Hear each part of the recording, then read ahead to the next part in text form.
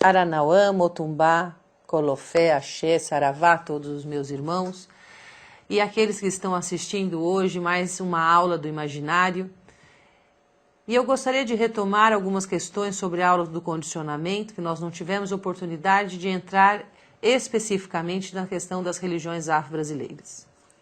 Eu vou abordar com vocês, aqui já utilizando o Skinner, né, o processo de recompensa ou de incentivo do condicionamento, e vou retomar isso falando das religiões afro-brasileiras. Não sei se vocês se recordam que na primeira aula eu questionei com vocês por que haveriam as roupas pretas de judeus, católicos, de padres, né, ou mesmo protestantes, ser melhor do que o preto utilizado nos rituais para Exu, ou mesmo para o Mulu, né, que é preto e branco. Então eu comecei a perguntar por que o porco, ou utilizado num sacrifício das religiões afro-brasileiras, era impuro, e o porco que ia para a mesa do Natal não era impuro. O frango ou o galo utilizado num ritual de sacrifício era uma coisa de magia negra, e o peru que ia para a mesa é uma coisa sacrossanta. Aí nós recuperamos o Skinner. Por que nós recuperamos o Skinner? Qual é a recompensa social quando você responde para esse estímulo com uma resposta aceita pela sociedade vigente? Então, a recompensa é você ser inserido na sociedade sem restrições.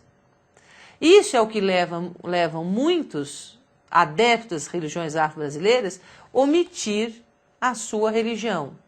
A preocupação de ter sido condicionado a responder e ser aceito como uma pessoa que não pertence às religiões afro-brasileiras. Vou retomar e fazer uma retrospectiva histórica quanto a isso.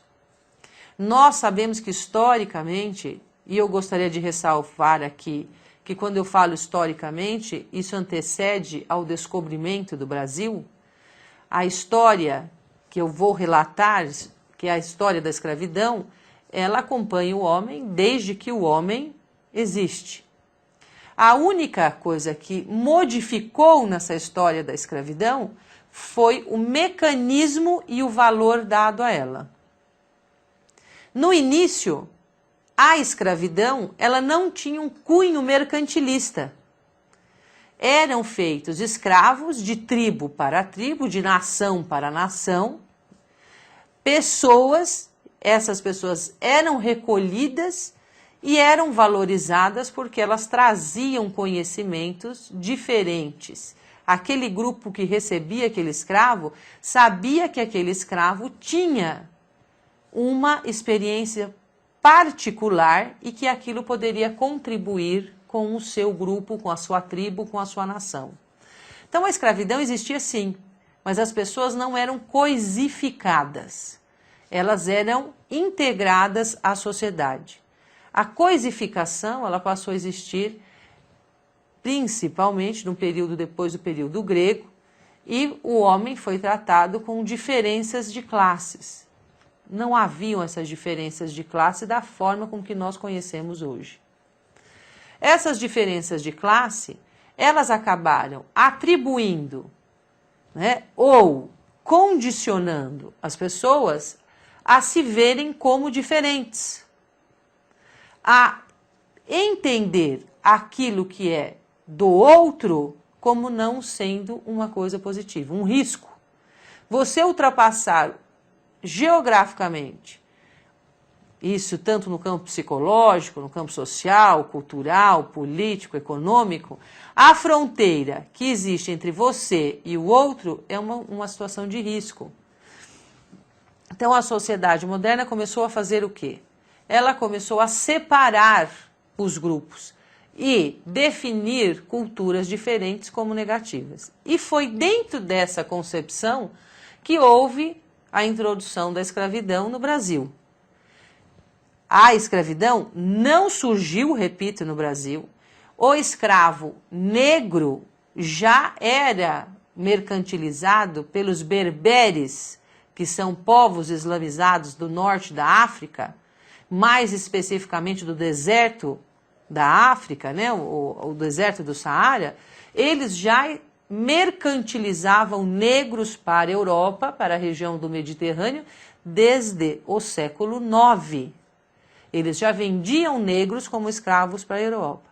Então a Europa já tinha conhecimento, já fazia uso da escravidão e já estabelecia como sendo esse escravo, podendo ele ser africano ou de outra origem, como sendo uma coisa de somenos, uma mercadoria. Então houve uma mudança do processo de escravidão domiciliar e grupal para um processo mercantilista, para um processo de capitalização, em que envolvia o dinheiro.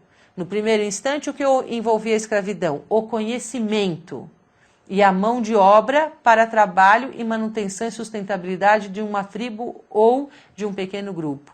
No segundo momento, não era mais só uma questão de conhecimento e sustentabilidade, mas de mercado financeiro. Quando vieram para o Brasil os negros, já existia um histórico, antes deles também, de escravização dos índios. Os índios são considerados preguiçosos, vagabundos, né? Pessoas silvícolas, sem cultura. Por quê? Porque o índio não tinha como regra os 3 princípios existentes na Europa. O índio não tinha rei, não tinha lei e não tinha fé. Explicarei-me melhor. Por que o índio não tinha um rei? Porque o índio concebia o pajé como um diretor daquela tribo, mas este pajé permitia que os índios aplicassem e utilizassem de seu próprio livre-arbítrio, escolhessem aquilo que era melhor para ele. Não havia uma imposição deste pajé na forma de viver deste índio, diferente do Estado europeu, em que o rei estipulava como deveriam as pessoas viver. E dentro do absolutismo, o rei era considerado o próprio Deus na terra. Então, não tinha um rei, não tinha um poder central que era determinado pelo rei. Não tinham lei. Por que não existia lei? A lei do Estado europeu, ela partia do princípio de uma construção externa ao homem. Era algo impositivo, como é até hoje. É impositível. É um processo de cerceamento. Por quê? Porque as pessoas haviam perdido o entendimento do que era viver em grupo e da colaboração e da cooperação e também do altruísmo em relação às coisas físicas e espirituais. Haviam se perdido. Então foi necessária uma lei. E você vê que dentro do conceito europeu existia uma lei do Estado, mas também existia uma lei espiritual. Como você deve se comportar mediante a divindade e o sagrado? Qual é o comportamento que você deve ter para entrar no reino dos céus? Isso é um condicionamento. Assim como aquilo que o Estado impõe é um condicionamento. Você está dizendo para mim que nós vamos ser anarquistas, vamos acabar com o Estado, vai todo mundo a partir de hoje ser um governo, não ser mais governado por alguém e que cada um vai gerenciar sua vida? Não, estou colocando para vocês o seguinte, que o Estado hoje ocupa esse papel, nós fomos condicionados a viver desta forma e provavelmente não saberíamos viver de outra maneira. Isso é uma construção progressiva do ser humano. Isso não se rompe de repente. Mas voltando. Então não existia o rei, a lei, que dentro da lei, já coloquei para vocês, existia uma lei do Estado e uma lei que vinha de Deus. Então o condicionamento ele era feito tanto pelos homens quanto dentro do campo do sagrado. E a fé. É interessante que o termo fé ele surgiu dentro do cristianismo. A palavra fé, entre os judeus e hebreus, não existe. Isso foi uma construção que ocorreu no Novo Testamento com Santo Agostinho. Então, o homem de fé, qual é a conduta do homem de fé? Como deve se comportar o homem de fé? Isso também foi um condicionamento que hoje nós não consideramos mais, nós estamos tão condicionados a isso, que a gente não consegue ver esse processo de condicionamento. Eu vou entrar numa seara um pouco difícil, quando a gente fala condicionamento, até o bem e o mal, como nós acreditamos, é um condicionamento. O que é o bem, segundo os caboclos que se apresentam dentro dos terreiros? O bem é aquilo que é bom para todos. E o que é o mal? Aquilo que é bom só para mim. Isso é o que o caboclo passa, mas a nossa sociedade tem uma constituição desses valores, que também faz parte de um condicionamento. Então, o condicionamento, ele está atrelado às questões simbólicas, como a cor da roupa, o animal ritual do sacrifício, os elementos simbólicos utilizados dentro do terreiro. Mas também está atrelado a um comportamento que não necessita desses estímulos físicos. Psicologicamente, foi tão trabalhado que nós já temos esse comportamento pré-estabelecido. É um comportamento, aí o Darwin entra, né, com uma questão de seleção natural. Nós fomos aprendendo a conviver com isso para podermos sobreviver na sociedade ocidental. Então, o condicionamento, ele é algo intrínseco. Hoje, ele é intrínseco ao homem. E nós temos uma postura ocidental de viver e reproduzimos esse condicionamento. Uma das coisas que nós reproduzimos desse condicionamento é justamente não aceitar o outro ser considerado como algo negativo. Isso faz parte desse condicionamento. Quando eu coloquei a ruptura entre a cultura da tradição oral para a tradição escrita, isso foi um condicionamento. Você condicionar que o que era bom era aquilo que era escrito e o que era mal era aquilo que era falado. E esse condicionamento a gente reproduz. Eu não estou dizendo que é bom ou mal, o justo ou injusto, a tradição escrita ou oral. Eu estou dizendo que ambas têm o seu valor. E nós não conseguimos, mesmo sendo das religiões afro-brasileiras, aceitar plenamente, de fórum íntimo, que a tradição oral é positiva. Então, antes de nós, a proposta desse curso é assim, identificar no imaginário ocidental a resistência com as religiões afro-brasileiras, mas também identificar no nosso imaginário aquilo que nós temos de comportamento também que incentiva esse imaginário coletivo. Nós que pertencemos às religiões afro-brasileiras. Então, se nós queremos uma reconstrução, nós precisamos sair desse condicionamento em que nós vivemos entre aquilo que é o ser ideal de fé e o ser que não tem fé. Mas retomando a questão do indígena. Quando chegaram aqui, o índio não tinha rei, o índio não tinha propriedade, o Estado defende a propriedade, a lei foi feita para defender a propriedade e não o homem. O índio não tinha uma concepção de lei divina e o índio não sabia o que era fé, que era um valor construído por Santo Agostinho na Teologia da Revelação. Então, quando o português, o europeu em si, português, espanhol, holandês e francês que chegaram aqui no Brasil, se depararam com o indígena, eles disseram que eles não tinham evolução para compreender o rei, o Estado e a fé. Mas o modo de vida do indígena era diferente do modo de vida do europeu. Eu até, em uma das cartas de Gândavo, que foi um dos primeiros escritores a retratar a cultura indígena que o europeu encontrou aqui, ele descreve, tanto Gândavo quanto o Padre Vieira, descreve os índios, os seus corpos esculturais e a sua nudez. Né? Isso é uma descrição que ambos fazem. Agora, eu gostaria que vocês fizessem um retrospecto comigo. Imagina o europeu que não tomava banho, não tinha o hábito de tomar banho, ele adquiriu isso com o índio. Mal cheiroso, cheio de roupas. O europeu, em sua maioria, era de corpo que continha gordura, porque até pelo frio da Europa isso era comum.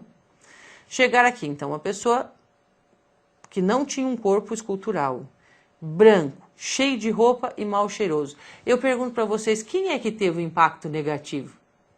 O índio ou o europeu? Porque o europeu ainda encontrou alguém limpinho, cheiroso, com corpo escultural, não é verdade? E bem adaptado à situação em que vivia. E que foi uma das coisas de início que já ficou estabelecido como algo ruim. Em primeiro momento, eles acreditaram que era Adão e Eva, mas de repente Adão e Eva começou a se proliferar, né? Não tinham só dois, tinham milhares de Adãos e Eva. E falou, o que aconteceu nesse paraíso, né? Essa proliferação de Adão e Eva. Aí de paraíso, de Éden, como eles chamavam o Brasil, eles passaram a chamar de inferno, porque era quente, tinha mosquito, tinham plantas diversas, que eles não sabiam o que podia comer, não podia, e nós nos transformamos naquilo que era infernal. Então, o indígena, ele também sofreu um processo de condicionamento e nós passamos a ver a nudez como algo ruim, a falta de um poder centralizado como algo ruim, que está presente nas religiões afro-brasileiras. As pessoas têm no imaginário delas que nós só vamos ser uma religião séria se tivermos um poder central. Por quê? Será que nós estamos com a mentalidade ocidental do europeu, em que as pessoas não são capazes de gerenciar com responsabilidade a sua vida e seus pequenos grupos? Nós precisamos instituir alguém que mande em nós? Isso faz parte do condicionamento do pensamento europeu. E é uma outra questão. A fé. O homem de fé. O homem de fé é aquele que acredita que Deus não é alcançável. Você acreditar que a divindade está presente na natureza, que a divindade está presente no homem, ficou como algo, eles chamavam heresias, né? Heresia, o que significa a palavra heresia? Escolha. Ao pé da letra significa escolha. Assim como o índio foi chamado de bugre, por causa dos búlgaros. O que significava búlgaro? Impuro. Então a palavra por que eram os búlgaros eram impuros? Porque os búlgaros romperam com a igreja no século VI, com Ário, e foram considerados impuros por essa questão. Então eles trouxeram de lá a palavra búlgaro, que por uma apócope acabou aqui no Brasil sendo traduzida como bugre, e determinaram que os índios eram impuros. E nós utilizamos a palavra bugre com a boca cheia para falar dos nossos irmãos aqui do Brasil que não tiveram o verniz da cultura ocidental. É um outro condicionamento. E isso aconteceu com os indígenas. E uma outra questão, vocês já passaram ou pararam para pensar na questão do aldeamento indígena? Por que o índio ganhou uma reserva para viver? Será que é para que ele pudesse manter a cultura dele ou para que ele fosse isolado da sociedade? Para que ele não tivesse contato com a sociedade ocidental? Isso é uma coisa para vocês pensarem. Mas voltando ao negro, ou aquele africano que veio para o Brasil. Esse africano já era escravizado desde o século IX, como eu falei para vocês.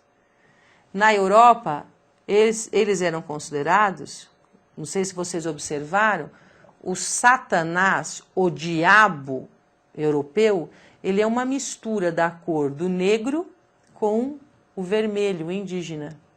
Porque é um negro avermelhado. Vocês já observaram isso? Então, eles associaram o africano e o americano à demonização, ou aquilo que era demoníaco e infernal dentro da cultura. Então eles colocaram a cor de ambos. E isso também ficou marcado no nosso imaginário. Cristo, Jesus, ganhou uma aparência alvíssima de olhos azuis, embora ele fosse, porque Jesus nasceu na Palestina, ou seja, na antiga Pérsia, na região da atual Palestina, e ali as pessoas são escuras. As pessoas têm pele escura, os muçulmanos têm pele escura. Os muçulmanos não têm olhos claros. Mas como ele também sofreu um banho de Europa, ele ficou loirinho de olhos azuis. E em contraponto, o ideal se tornou ser loiro de olhos claros. Bom, muito bem. Isso também ficou no nosso imaginário e foi condicionado que, se apresentar características das culturas africana ou indígena, isso são coisas demoníacas. E esse condicionamento, nós repercutimos ele dentro do templo. Dentro das religiões afro-brasileiras que apresentam exatamente essas características que o europeu descartou. E é interessante que a gente assume essa postura de legitimação das religiões afro-brasileiras. Nós queremos legitimar as religiões afro-brasileiras, vamos em busca dessa legitimação, mas, na verdade, nós somos a única religião que é original deste país. Todas as outras nasceram em outros lugares. Elas são estrangeiras. Né? E nós somos tomados como estrangeiros em nossa terra. Isso também faz parte do condicionamento. Faz parte de um condicionamento do quê? De inclusão. Lembram-se aquilo que eu falei no início da minha fala de hoje? De legitimação social? O ato de legitimar socialmente também é um condicionamento. Então, nós aqui deixamos um pouco o viés da questão da descrença e do próprio imaginário negativo das religiões afro-brasileiras e estamos entrando um pouco no nosso comportamento em relação a isso. Então, por quê? Por que nós desejamos essa rotulação do imaginário? Por que as coisas dentro do imaginário, elas têm que ter sempre uma alimentação para que se mantenham na negatividade? Como que essa alimentação se dá? Essa alimentação se dá passando sempre a mesma mensagem, estipulando sempre o mesmo valor a determinada coisa. Câmara Cascudo, muito feliz em uma das suas obras, ele faz uma analogia entre o negro do Nordeste e o bode expiatório. Nessa analogia que ele apresenta, ele fala que o negro do Nordeste, e o negro em geral, as pessoas costumam falar que ele tem bodum, que é um cheiro forte, característico da raça, da etnia mesmo. Mas isso é uma característica que não significa ser negativa. E esse bodum, em origem, era exatamente a palavra bode. E nessa associação, quem era o bode expiatório? Era o bode que era o bode negro sacrificado pelos judeus. E o Câmara Cascudo faz essa associação dizendo que o negro era como o bode do judeu, que havia nascido para ser sacrificado. Tanto é que o negro foi considerado sem alma em um animal até pouco tempo, porque ele estava associado a essa questão do sacrifício. Ele era um animal que poderia ser utilizado para sacrifício. Por isso ninguém se importava com o que acontecia com ele. Hoje, nós temos uma condição antropológica de análise dessas questões, mas ainda não é de acesso a todas as pessoas. Nós continuamos com um condicionamento de que a etnia relativa aos negros e aos indígenas são etnias negativas. E as etnias que surgiram a partir da mistura com o negro ou com o indígena também são negativas. Mameluco, não é verdade? Cafuso, entre outros que nós poderíamos citar. E nós começamos a ver isso como subespécies brasileiras. Só que essas subespécies estão dentro dos terreiros. Elas têm local para se manifestar dentro dos terreiros. Ela pode ser aquilo que ela é dentro dos terreiros. Isso é uma coisa interessante, porque nós discriminamos as pessoas de cultura popular ou de cultura da tradição oral no nosso cotidiano, mas louvamos dentro do terreiro o caboclo que representa essa cultura. Nós discriminamos a cultura do africano, mas louvamos o orixá que nasceu da cultura deles, veio para nós por meio deles. Nós urbanizamos a nossa vida, nos distanciamos da natureza e vivemos sem ela dentro das grandes metrópoles, mas, por outro lado, as entidades de Umbanda, enfim, das religiões afro-brasileiras, sempre nos remete à necessidade de estarmos próximos às questões da natureza para recuperar as nossas harmonias. Então, esse condicionamento, ele sofre uma solução de continuidade dentro dos terreiros, das choupanas, das choças, dos ilês. Por quê? Ali é feita uma ressignificação da vida do homem. É reapresentado para o homem uma nova forma, uma nova velha forma, né? Uma forma ancestral de você ter como comportamento a inclusão. Essa inclusão, não vou colocar só do homem para o homem, mas incluir em sua vida a natureza, incluir em o sagrado, incluir em sua vida a diversidade, que é isso que a gente vê dentro dos templos. É uma linguagem silenciosa, porque as entidades não falam isso abertamente, mas elas têm este comportamento. Por meio da forma com que elas atuam dentro dos templos, acaba sendo um exemplo de uma nova sociedade. Acaba sendo um exemplo de como você contribuir com essa sociedade. Por isso Exu é tão mal visto. Porque Exu afronta os valores sociais, Exu consegue ressignificar essa sociedade e fazer com que as pessoas repensem o mundo onde elas vivem. Interessante, uma vez eu ouvi de um Exu, mais especificamente o Exu chamado Senhor Capa Preta, incorporado no Pai Rivas, que ele dizia que as pessoas não precisavam ter vergonha do corpo, mas sim da cara delas. Porque as pessoas mentiam, as pessoas enganavam, as pessoas faziam todas as atrocidades e estavam sempre com o seu rosto de fora. E ele falava, ao invés de cobrir o seu corpo, deveriam cobrir os seus rostos. Isso é uma coisa também que faz parte do nosso condicionamento.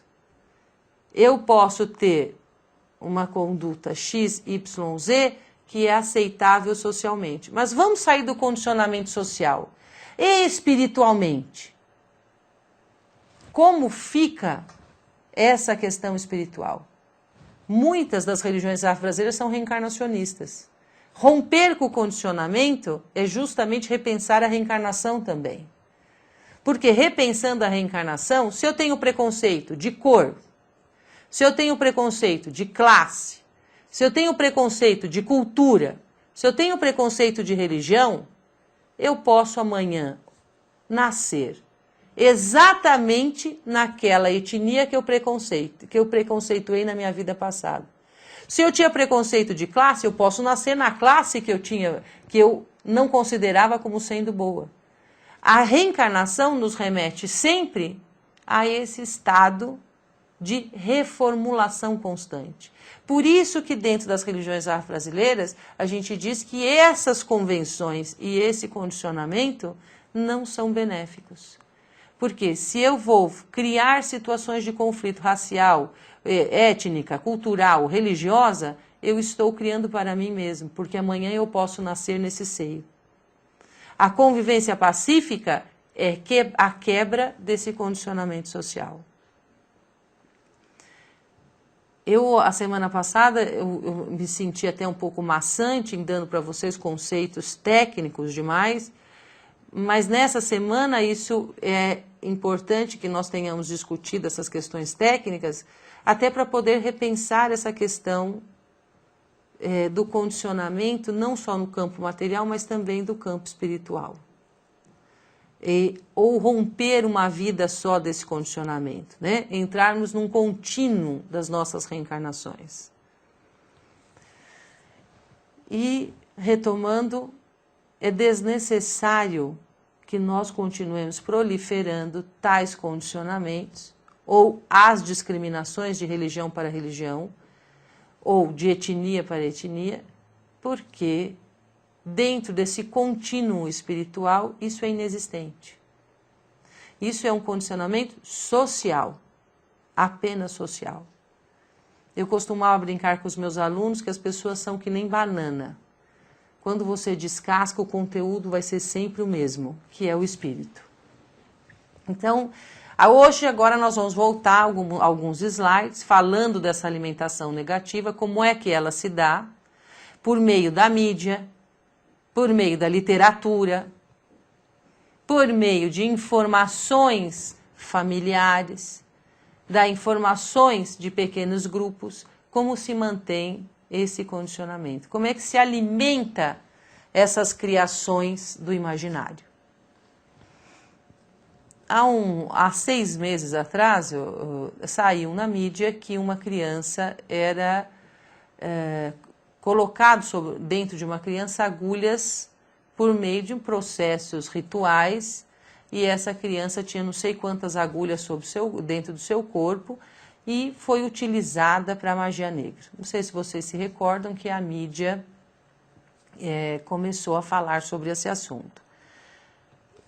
Esse é um condicionamento interessante porque eles pegam crianças, no caso, né, que são indefesas, para dizer como isso é feito de forma impulsionado ou construído em cima de pessoas indefesas que não têm como se debelar contra tais ações. Pode ser verdadeiro, existem pessoas bem intencionadas ou não tão bem intencionadas em qualquer setor religioso, não só dentro das religiões afro-brasileiras. Se nós retomarmos um pouco a questão dos condicionamentos e das formas de boas intenções dentro das religiões, a gente pode voltar, por exemplo, os 500 anos de Inquisição. Quantas pessoas não morreram em cruz, em caldeirinhas, em fogueiras, para que elas acreditassem na divindade? Eu não estou justificando o sacrifício humano, eu estou dizendo que os mesmos que apontam que os rituais de sacrifício animal dentro das religiões afro-brasileiras são negativos, fizeram isso com seres humanos durante 500 anos. Eu acredito que 500 anos é um período um tanto longo para que a gente não raciocine sobre isso. Então, é levado à crença de que as religiões afro-brasileiras cometem verdadeiras atrocidades e não se questionam atitudes seculares de outros setores religiosos. Existem extremistas em todos os setores. Existem extremistas em todos os setores religiosos. Agora, quando nós das religiões afro-brasileiras discriminamos uma escola que faz o seu sacrifício animal, discriminamos uma escola com um determinado ritual que pode nem ser sacrifício, o uso de charuto, o uso de bebida, o uso de determinados elementos rituais, nós estamos reproduzindo o condicionamento que foi imposto pela sociedade. Nós estamos fazendo com aquele que é próximo a nós o mesmo que a sociedade produz sobre todos. A escolha do ser ideal, do homem de fé, é retomada quando nós apontamos essas questões. Vou falar assim, nossa, mas você, ao invés de dizer que os outros nos discriminam, você está dizendo que nós mesmos nos discriminamos? Sim, estou. Por quê? Como é que esse condicionamento social encontra campo de atuação? Encontrando ou insurgindo em conflitos dentro do próprio setor, apontando para o próprio setor aquilo que a gente considera bom ou ruim ou negativo e fazendo com que o próprio setor se volte contra ele mesmo. Isso hoje, se nós retomarmos a década de 1940, 1960, a questão do embranquecimento, do empretecimento das religiões afro-brasileiras. Nós vamos embranquecer o ritual e purificá-lo, ou vamos empretecer o ritual e torná-lo cada dia mais impuro? Porque estamos associando alguns elementos rituais das religiões afro-brasileiras. Essa foi uma discussão de basicamente 30 anos dentro das religiões afro-brasileiras. E o que ocorreu? Cada escola criou a sua linguagem particular. Algumas com mais elementos africanos, outras com mais elementos indígenas, outras com mais elementos indo-europeus. Cada um definiu a quantidade que queria dessas influências dentro dos seus templos. O que eu estou colocando aqui? Que essas representações que formaram Toré, Xambá, Babassuê, Tambor de Mina, Umbanda Molocô, Candomblé de Caboclo, Umbanda Vista, Umbanda Traçada, Batuque, que estão espalhados pelo Brasil, foram releituras de pequenos grupos dessas influências que nós tivemos dessas 3 décadas e antes delas, anterior a elas, a discussão aberta, né, porque essa foi uma discussão aberta, mas já havia também esses componentes, essas influências antes, inclusive de 1908. E com essas características, a gente até para pensar. Quando a gente discute a cor da roupa de Exu, a cor da roupa da pombagira, a cor da roupa do caboclo, do preto velho, o tamanho do cocar, vocês percebem que nós entramos no condicionamento exato em que a sociedade quer nos lançar? Nós acabamos dando espaço dentro das nossas religiões exatamente para os questionamentos daqueles que estão fora, induzindo a gente a ter essas questões. Isso é condicionamento. Mas agora vamos passar para uns slides, vamos discutir algumas coisas desses slides. Em primeira instância, eu vou discutir com vocês qual a razão de se destruir o imaginário ou de tentar rotulá-lo negativamente. Por que isso ocorre? Né? Como é que é feita essa construção? E houve um instante na nossa sociedade ocidental que, por imposição desses valores, principalmente dos valores na Europa, né, vamos colocar aqui em relação à Europa, das religiões abrâmicas, mais especificamente do catolicismo e protestantismo de uma determinada época, que a sociedade quis insurgir contra a religião e alguns pensadores colocaram a razão em primeiro lugar. A razão aí representada pela ciência. Nesse momento que havia todo esse imaginário construído das religiões abrâmicas, a sociedade quis uma aniquilação desse imaginário. Um imaginário, inclusive, de céu, diabo, inferno, purgatório, né? Todas essas questões. Do absolutismo, de que o rei era Deus na terra e que todos tinham que aceitar o seu poder e pronto. Então um grupo insurgiu e esse grupo foi considerado a razão da época, a discussão racional sobre a religião e colocaram como a divindade daquele momento a ciência. A ciência que é empírica, ou seja, ela é externa, ela é comprovável, a ciência ela torna toda a discussão comprovável.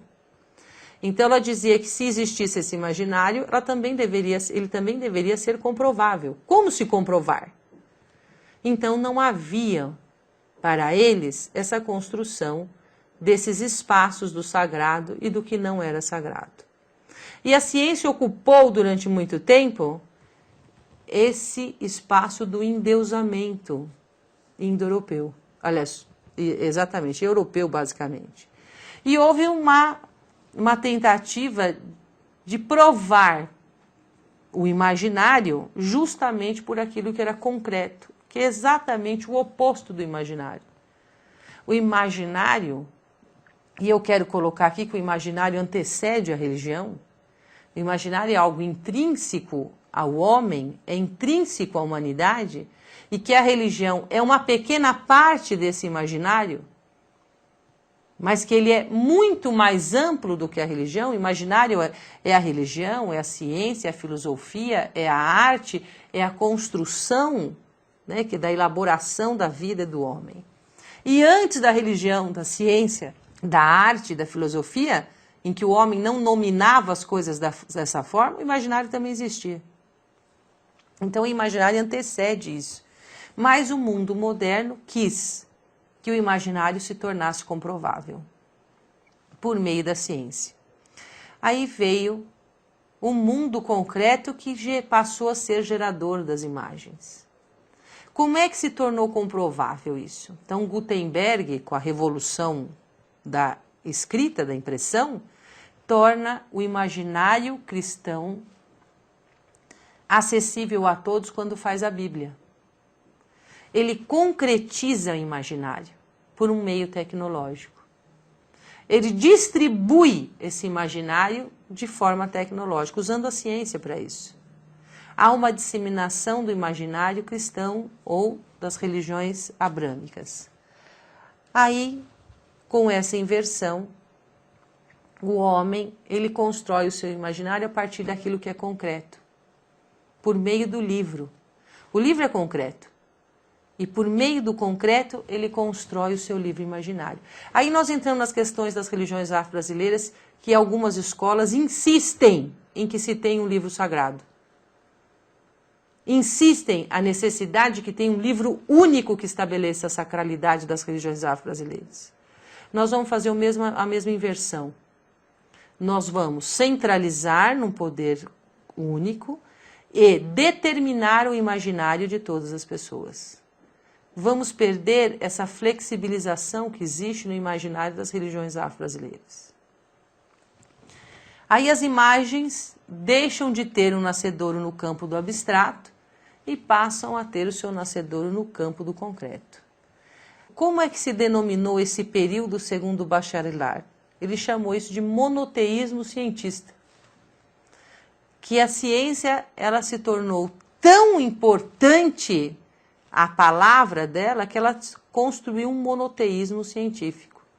Assim como dentro das religiões, descartou-se o politeísmo e no imaginário ficou como sendo positivo aquilo que era monoteísta. Nós fizemos a mesma coisa dentro do setor religioso. Tudo que fosse politeísta era negativo. E o Bachelard entra com um conceito interessante, que ele fala do pluralismo coerente. Que ele fala que não é necessário você ter um pensamento único, mas que você pode ter um pluralismo coerente. O que ele chama de pluralismo coerente? Aquilo que tem o seu nascimento em um campo imaginário ou ancestral e que não entram em conflito um com o outro. Que é exatamente o que a gente vê nascer dentro das religiões afro-brasileiras.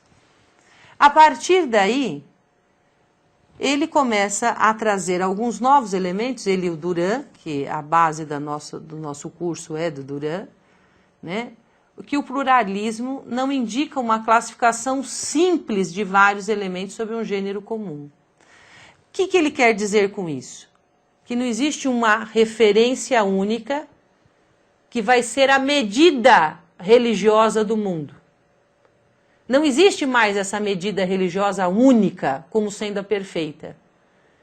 Essa medida, ela acaba sendo plural. Para cada grupo haverá uma medida específica. Porque hoje no nosso imaginário nós temos como referência a religião ideal com base no monoteísmo. Aí nós queremos que todas as outras religiões tomem por base a construção monoteísta como sendo ideal. E nós perdemos as referências das religiões não monoteístas. E essa referência ela acaba se tornando como algo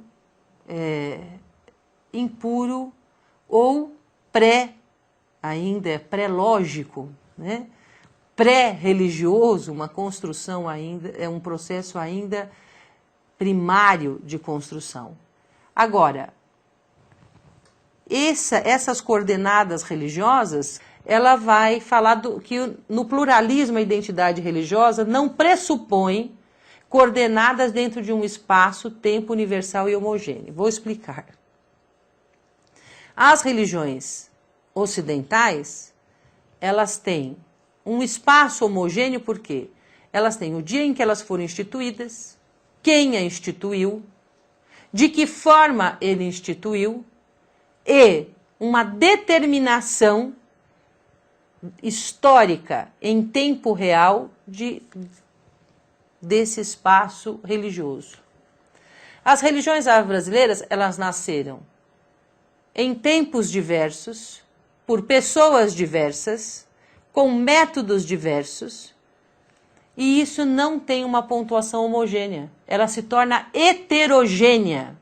Ela torna-se plural na sua aplicação. Aí vem a questão da não identidade religiosa.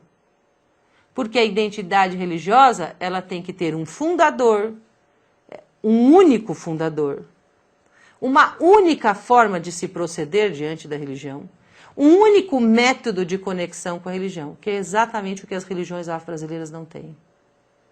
Nós temos uma multirreferencialidade do início desses diversos setores.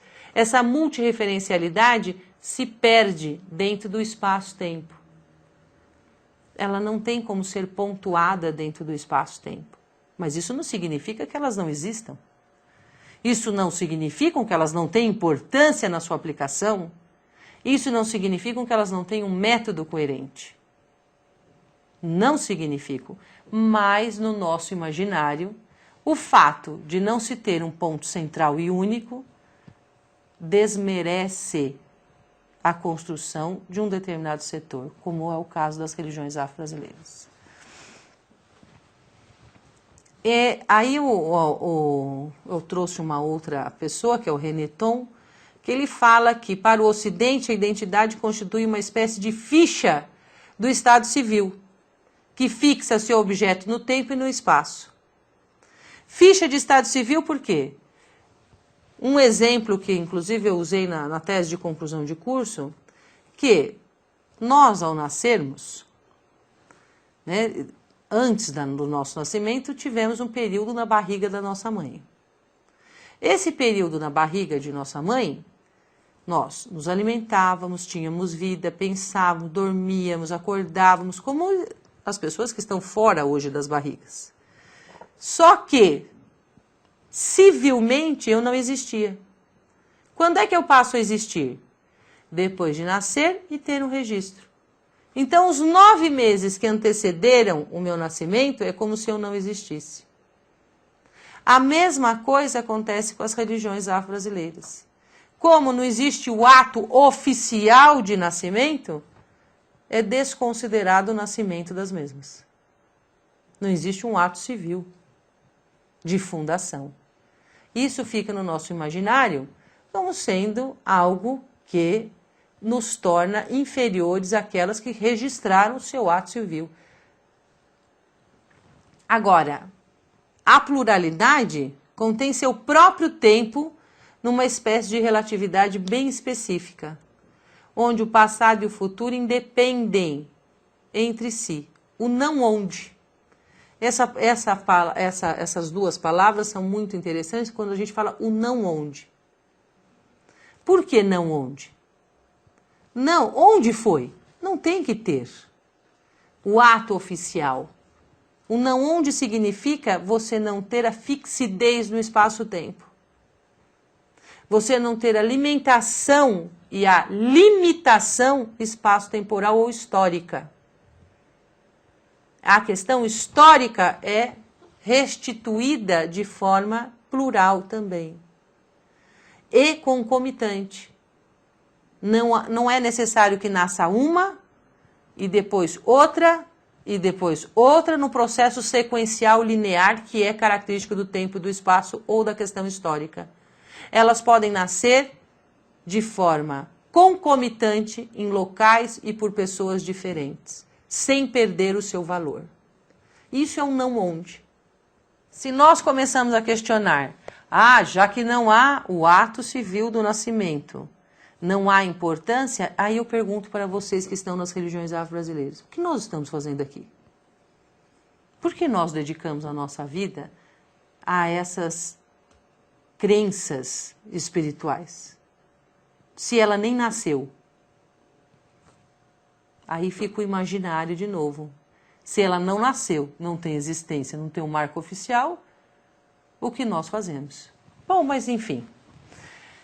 Então, acaba sendo basicamente necessário limitar o imaginário ao espaço-tempo para que ele seja controlável e tenha condições de ser pré-fixado, acabar com sua pluralidade, torná-lo linear e temporal.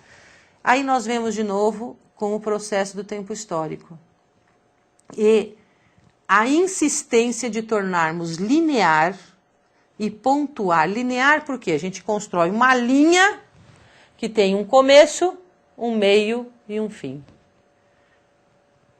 Se eu não tenho o início, o meio e o fim, é como se eu não tivesse essa referência. Agora vocês imaginem que as religiões, uma das religiões afro-brasileiras nasce aqui. Ela está continuando, ela não modifica. Outra nasce aqui, outra nasce aqui. E de forma concomitante isso irá acontecer. Eu pergunto, qual é a minha referência de espaço e de tempo? Eu não consigo situar dentro do espaço e do tempo. Agora vocês imaginem que elas nasçam assim, criando um sistema de teia e concomitante. Aqui faz com que nós percamos a referência desse espaço linear ou histórico. Isso desconstrói o imaginário ocidental. Mas podem crer que isso nos aproxima em muito das questões espirituais. Porque as verdades, elas se tornam relativas a cada grupo, a cada pessoa, e isso é o respeito da diversidade. Quando você respeita a verdade e a concepção de vida do outro, a forma como ele entende o mundo em que ele vive. Eu não tento impor a ele a minha verdade, a minha forma de compreender esse espaço e esse tempo onde eu estou inserido. Bom, tornar a identidade ou a identificação na trama relativa dos atributos que constituem o sujeito, ou melhor, o objeto. Nós acabamos confundindo a identidade com a questão da identificação. Por que identidade e identificação? Eu quero pontuar na trama que eu estabeleci aqui onde estão cada sujeito. Eu quero localizar nesta teia onde ficam cada uma das pessoas. E isso é praticamente impossível, porque dentro dessa teia as pessoas acabam não tendo uma identidade linear fácil de ser encontrado, mas ela é marcada justamente por essa intersecção entre todas as pessoas, que é o que nós vemos nas religiões afro-brasileiras. Existem pontos de intersecção, de encontro. Um dos encontros das religiões afro-brasileiras. Todos cremos em orixás.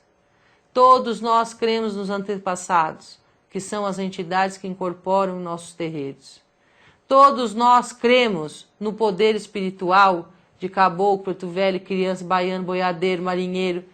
Isso são pontos de intersecção das nossas identidades. Não temos uma identidade fixa, mas temos pontos de encontro desta identidade. E isso é muito importante porque não confundimos o objeto religioso com o sujeito que pratica este objeto. Nós somos o sujeito que praticamos o método religioso. Nós não somos o método no sujeito.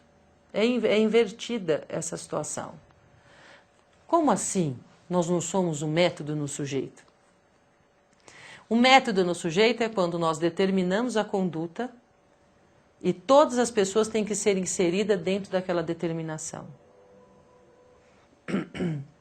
Independente das suas experiências pessoais, independente das suas convicções, você precisa se inserir lá. Agora, quando o método é inserido no sujeito, o que acontece? O sujeito adequa as suas concepções, a forma que ele tem de ver a vida ao método religioso, que veio dar as várias escolas das religiões afro-brasileiras. Porque ele adaptou o método religioso dentro das suas concepções. E isso não faz com que a religião seja menos importante. Muito pelo contrário. A religião continua com a sua importância vital na vida das pessoas. Agora, as religiões afro-brasileiras e a alimentação negativa do imaginário. Deverá ela estar circunscrita a uma identidade fixada no tempo e no espaço? Nós queremos criar uma identidade única para os adeptos das religiões afro-brasileiras? Vocês acham que isso seria o melhor para nós? Ou a manutenção da diversidade e o respeito pelas formas particulares de se entender o sagrado? Não poderá ocorrer mudança ou incorporação a esta identidade pré-fixada. As pessoas estabelecem uma identidade como ideal e esta identidade ela se mantém no tempo histórico. O ideal de homem do século I, dentro de algumas religiões, é o mesmo ideal de homem do século XXI. As transformações sociais, históricas, culturais não importam. As pessoas têm que ter o comportamento ideal.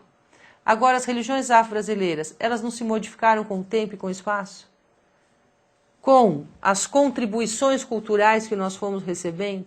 Por que no Nordeste há uma leitura das religiões afro-brasileiras e aqui no Sudeste e Sul há outra leitura?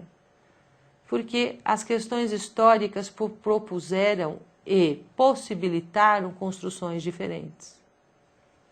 E essas leituras elas foram feitas e refeitas durante toda a construção do pensamento das religiões afro-brasileiras. Qual a identidade pré-fixada para as religiões afro-brasileiras? Eu iria determinar uma identidade para as religiões afro-brasileiras baseadas em que escola? Você que pertence a um bando molocô conseguiria deixar de praticar as suas coisas, aquilo que você acredita, para abraçar, por exemplo, uma umbanda esotérica ou vice-versa? Você, do toré, do xambá, conseguiria deixar o toré e o xambá para praticar se nós escolhêssemos o batuque como sendo a sua identidade? Nós realmente desejamos ter identidades pré-fixadas? Ou a identidade das religiões afro-brasileiras se dá exatamente na diversidade e na pluralidade? Estou lançando questionamentos. Como diz o Pai Rivas, a gente não tem a última resposta, porque também não temos a última pergunta.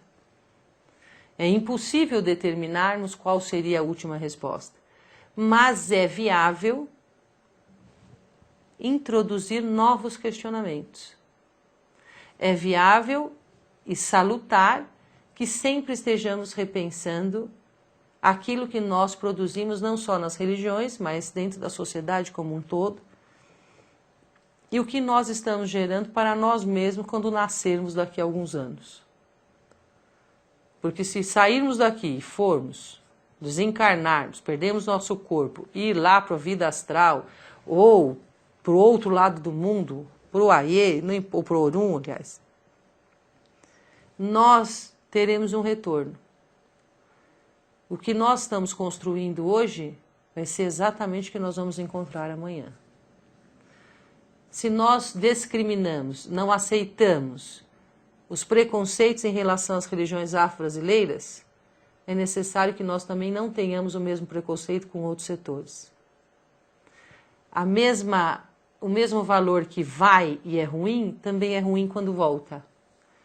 Então, o nosso comportamento tem que ser de convivência pacífica e de uma cultura de paz que mostre que não é por meio do conflito e da negação do outro que nós vamos ter maior ou menor valor, mas da forma com que eu pratico, com que eu vivo a religião que eu escolhi para mim. E todas as religiões, sem exceção, elas foram feitas para que encontrasse harmonia e o equilíbrio de todos os homens. Não só dos homens que estão inseridos em meu setor religioso, mas dos homens que também não estão inseridos em meu setor religioso. Mas e a roupa? E o porquinho? Como é que vai ficar? E o galo? Nós quem temos que dar valor para os nossos rituais e incorporarmos em nossos rituais o valor sagrado que ele merece. Não vamos esperar que os outros respeitem os nossos rituais sem antes nós fazermos isso com toda a convicção, sem deixarmos ser influenciados pelos valores de outros setores religiosos. O condicionamento, ele avança a cada dia que eu entro no templo. Ele avança a cada dia que eu saio do templo para a minha vida. E é aí que está a transformação. Eu preciso vestir literalmente minhas roupas e mostrar que essas roupas são tão sagradas quanto qualquer outra de qualquer outro setor. Eu espero sinceramente ter contribuído hoje com alguma coisa para aqueles que estão me ouvindo e que vocês possam levar esses questionamentos para outras pessoas que não estão hoje no curso, para que a gente consiga repensar aquilo que nós desejamos para as religiões afro-brasileiras. Boa noite a todos, Aranauã, Saravá, Mocuyu, Axé, para todas as pessoas. Saravá.